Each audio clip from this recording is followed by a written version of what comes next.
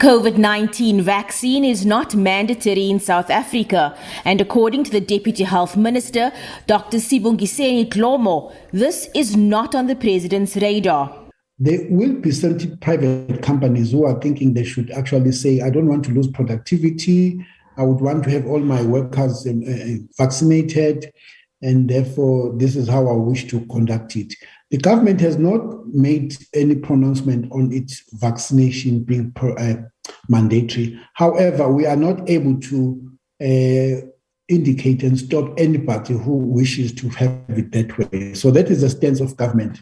Vaccine security, vaccine progress, whether vaccines make a difference, and demand generation were on the agenda for the meeting with MPs.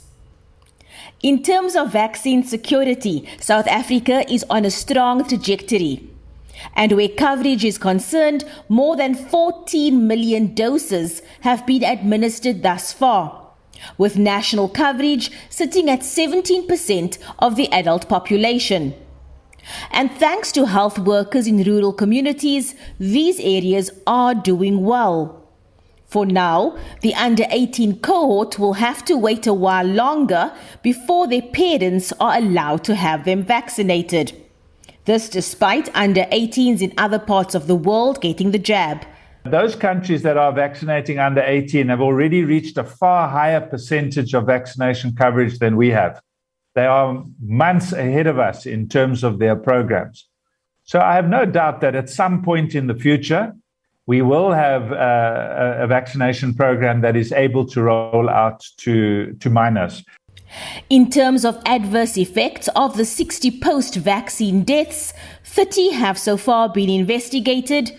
None of them were found to be related to the vaccination.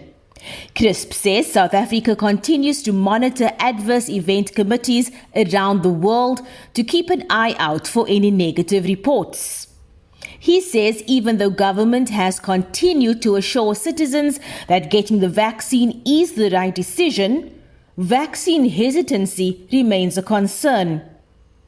Government intends to ramp up its communication strategies by providing more information. Abra Barbia, SABC News, Parliament.